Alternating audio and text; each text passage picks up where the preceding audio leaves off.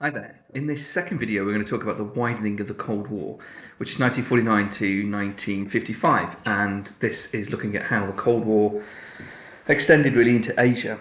The pressure was still on in Europe, and the Allies and the USSR didn't really consider that Asia was going to be the next theatre of war, but it soon evolved into it, and it took the pressure off Europe. Europe had been sorted by 1949 effectively because you've got the two camps facing off against each other. Now we see a shift into Asia. What happens really is down to an issue with spies in America. So, two married couple that are working for the United States nuclear program, the Rosenbergs, managed to send over top secret atomic details to the USSR, and by 1949 they've got the ability to test their first atomic bomb.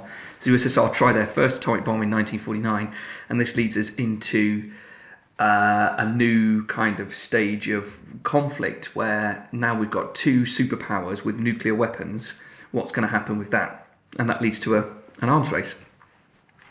Also, key events that are happening in 1949, China becomes communist. That is a huge difference now, because once China becomes communist, it means that the support that America was offering China before the Second World War, well, during the Second World War, and then just after, in what was known as the Chinese Civil War, has to stop, because the Americans have been supplying the Kuomintang, the nationalists, with money and weaponry and military support against the communists.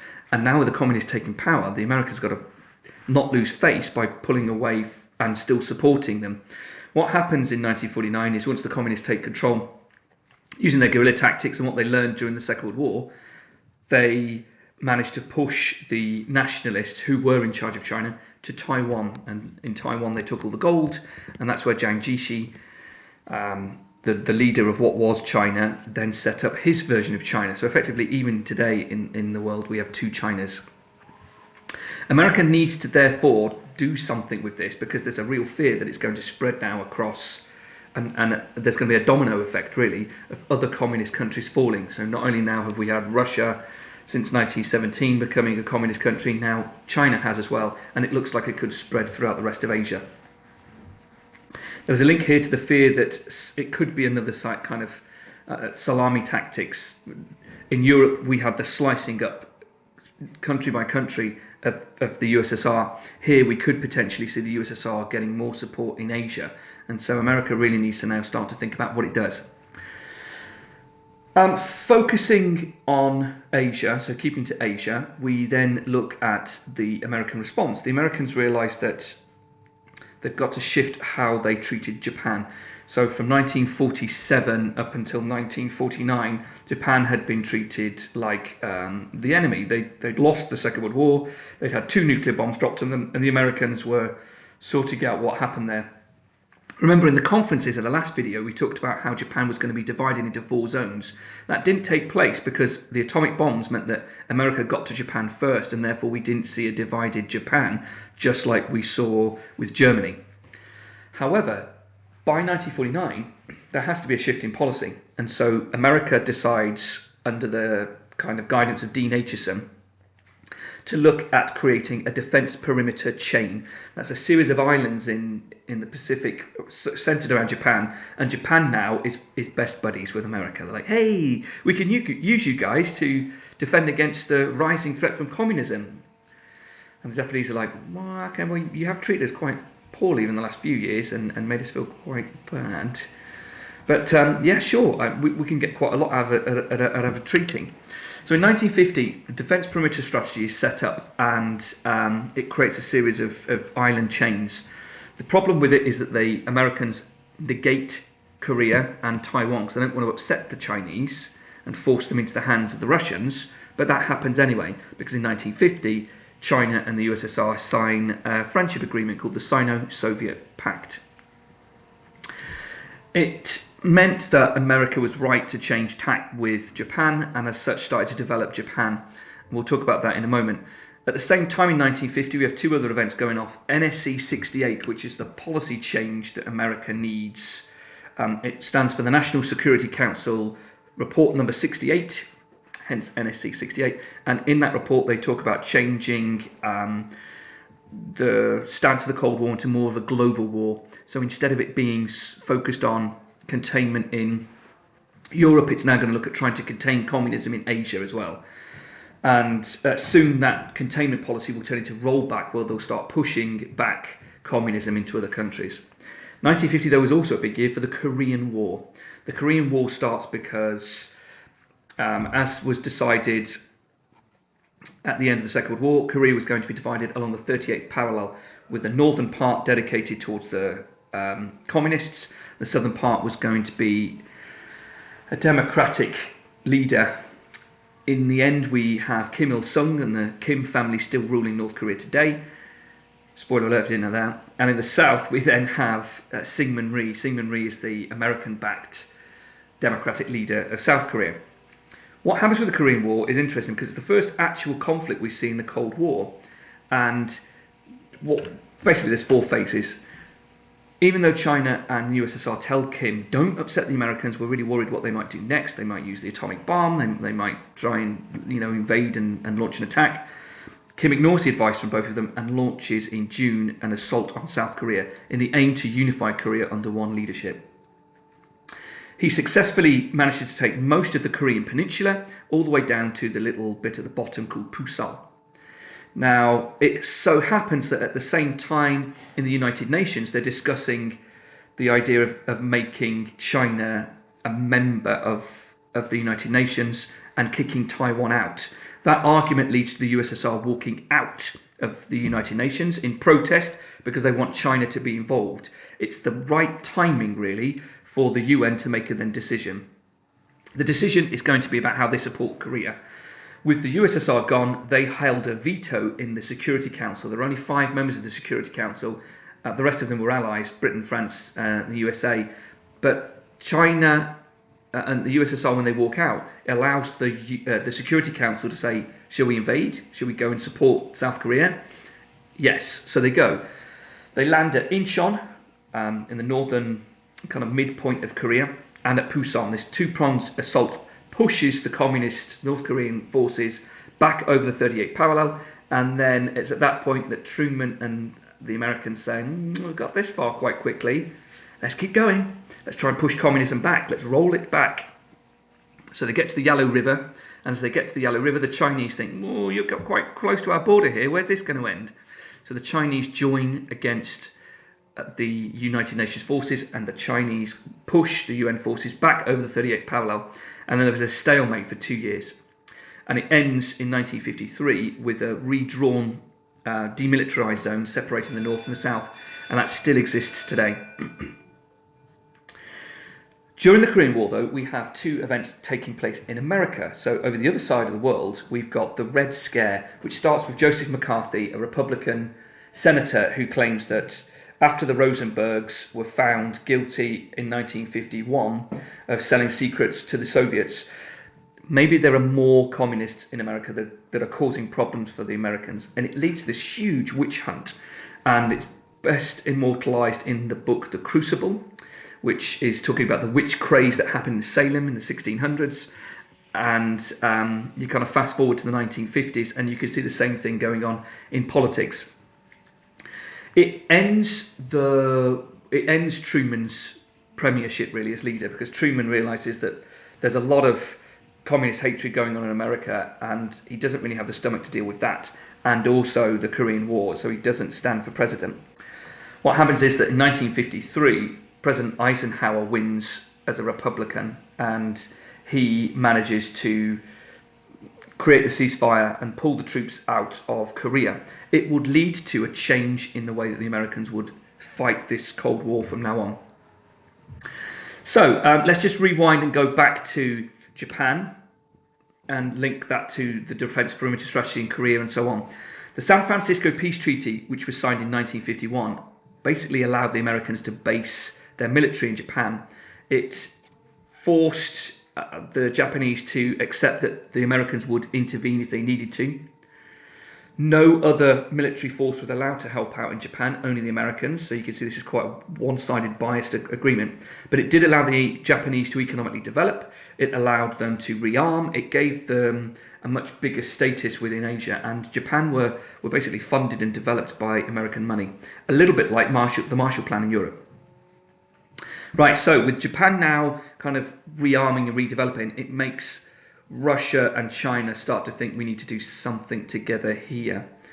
When the Korean War ends in 1953, and with Eisenhower now as a leader, things really start to shift in Asia. We have, to start with, in January, John Foster Dulles, the Secretary of State, comes up with a new look policy. Him and Eisenhower change the United States stance. They realised that the Korean War cost a lot of men. It was almost like replicating what the Second World War had been like. And so instead they said, well, we've got nuclear weapons. Why don't we use that to build up our forces and deter communist countries from attacking? What that basically means is that you threaten nuclear weapons in the hope that they won't go to war with you. It became known as brinkmanship, pushing your enemy to the brink. And this would be tested a number of times, most notoriously the Cuban Missile Crisis is the crunch point, where you push your enemy to the point where, will they actually use nuclear weapons? This policy of massive retaliation led to the bomber gap and the missile gap, a massive arms race where Eisenhower was trying to save money by not committing soldiers to training and troop deployment and tanks and military and so on. Instead, what they were going to do was rely on having a bank of missiles that could be used to attack communist countries and then place those missiles in allied countries, which would then lead to problems later on, which we'll talk about in the third video, this global war concept. But brinkmanship would eventually lead to this idea of mutually assured destruction, because if you've got a nuclear missile now in America and you've got a nuclear missile now in the Soviet Union, if you threaten to use those, you've got to put your money where your mouth is ultimately, because else it just becomes pointless. And the tests of that would make the world scared, as we said about the Cuban Missile Crisis. Right, so we've got to the point now where we have a new look policy. Brinkmanship was going to really test American responses. They feared the idea that the Soviet Union might have more missiles than them. So to start with, they start to build bombers, because that's the way that you deploy a nuclear device. You have to drop it from a bomb. Bomb bay doors open and drop. What you then do is you shift it to missiles, and you then have missiles that will carry your payload to the destination. And so both sides start to arm with missiles. Right, then we have the creation of Sito in September 1954, the Southeast Asia Treaty Organization. This is a version of NATO. NATO was formed in 1949 as a way of protecting Europe against Soviet communist aggression. Sito was formed in 1954. This alliance didn't contain many Southeast Asian countries and was kind of ineffective. But the idea was that alliances were now starting to be formed and groups around the world. It's a real sense of a global Cold War starting to emerge. Okay, we come to the final two parts of this video, which is how does the Cold War widen? Let's go back to looking at we'll go back to, first of all, Europe, and then we'll finish off with Vietnam. So in Europe in 1949, the Federal Republic of Germany, West Germany, joins the Council of Europe. This sparks a bit of interest with the Soviets. They're like, hold on, that's West Germany is now being developed. It's now becoming friendly with the West. By 1955, West Germany is at a point where it's allowed to rearm. It's seen as friendly to the other Western European countries, and so they allow it to join NATO. That is a red flag now for the USSR, and so the USSR create their own pact, their own group. So the North Atlantic Treaty Organization, set up in 1949, was designed to protect Europe against more communist attack and against nuclear attack as well. America was part of it, but most of it was the European countries. With West Germany joining in 1955, it means that the USSR formed their own, and it's called the Warsaw Pact. The Warsaw Pact basically contains all of the countries that were part of those countries that fell under the buffer zone, the eastern zone that the Soviet Union created in 1945 to 49. So we've got, with the widening of the Cold War, a bit of bouncing, a lot of movement over to Asia, and then a little bit of Red Scare going on in America, causing a shift in policy with Asia. And then in Europe, we have a little bit of tinkering around with accepting Western Germany's position, which leads to the Warsaw Pact. In all of this, we have another event that takes place that we'll talk about more in detail in the next video, which is Stalin's death. But I'll pause on that, because if we finish off between 54 and 55, we have what happens in Vietnam. Vietnam will become a big focus for video 4, which looks at confrontation really between the two powers of the Cold War. With Vietnam, what happens at the end of the Second World War is they fought a guerrilla campaign, the Vietnamese, against the Japanese, who had occupied French Indochina. At the end of World War II, it was decided in the conferences that Vietnam was going to be given back to the French, and the French were going to look after Vietnam. And although the Americans didn't like ex-colonial rulers going back to colonies, they just wanted to prevent communism from spreading. The French couldn't do it very well, though. They'd gone back, they'd struggled really with the idea of re-policing their old empire, a bit like Britain did as well. And by 1954, the Vietnamese, who had fought a very successful campaign against the Japanese, had done the same with the French. At Dien Bien Phu, there was a battle between the Vietnamese and the French lost the battle. And as a consequence, the French pulled out of Indochina. It led to the Geneva Conference.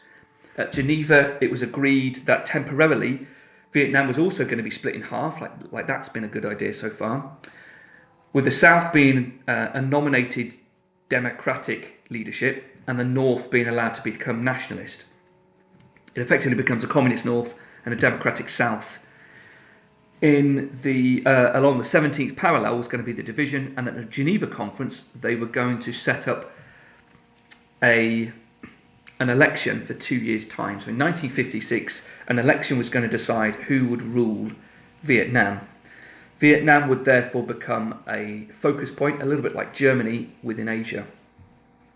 We'll pause here with the story of Vietnam, because Vietnam opens up the idea of how a proxy war, so a war fought in the name of both capitalism and communism, is fought. So this is yet again the hot war within a Cold War.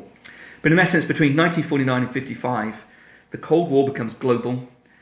Policies shift and change. Leaders yet again change. So Stalin is eventually replaced by Khrushchev, and Truman is eventually replaced by Eisenhower.